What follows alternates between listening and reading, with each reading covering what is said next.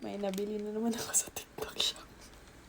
Ayan, medyo maayos-ayos na ang aking mukha. But anyways, welcome back to another video. At ngayon, mag-o-open na naman tayo ng parcel kasi nabudol na naman si ate girl. So yeah, let's go! Naka-discount kasi, kaya ayan, naka-check out na. So hopefully, magamit ko to. Hopefully, maging useful to siya sa akin. Hopefully, hindi masayang yung pera ko. But anyways, ito na siya. Na ba ako? May tumawag kasi eh. But anyways, ito na siya. Let's see kung... Girl. Hindi ba ako magsisisi dito? This is from Hati Diary pala. So, alam ko, sobrang trending nito sa TikTok.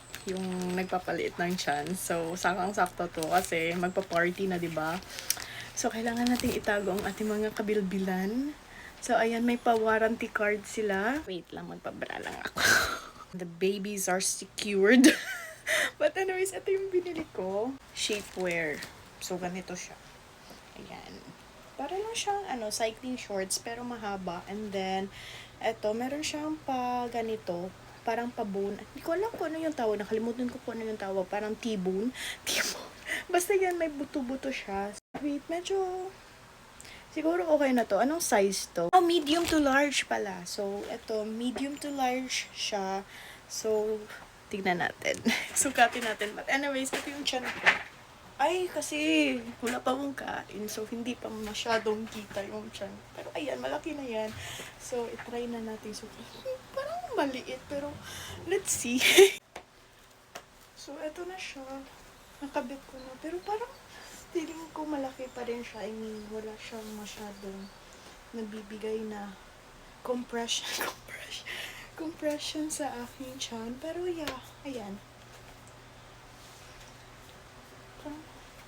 Ano ba? Or pangit lang talaga yung angle, wait lang. Or hindi lang talaga kita sa aking, sa aking damit. But anyways, yeah. In fairness, and comfortable siya, in fairness. Ganyan. Tapos, yung shorts niya, ganyan. O, di pa may cycling na ako. I-try kung umupo, kung comfortable pa rin siya.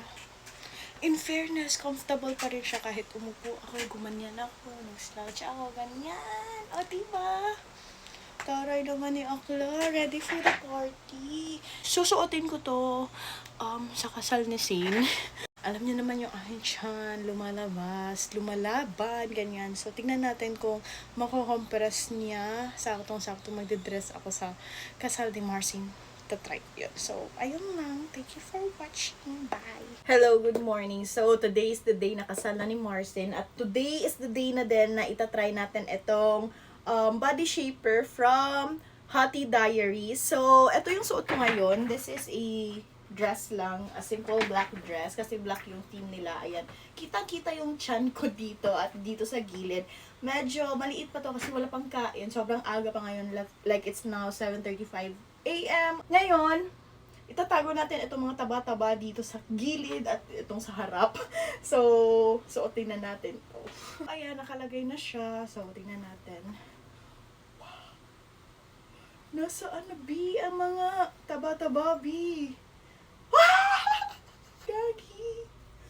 I feel so pretty. O, diba? Ready na umaura si bakla! So, guys, ayun lang. Ilalagay ko na lang sa yellow basket. Wala na akong masabi kasi kailangan ko na madali. So, ayun lang. Thank you for watching. Bye-bye!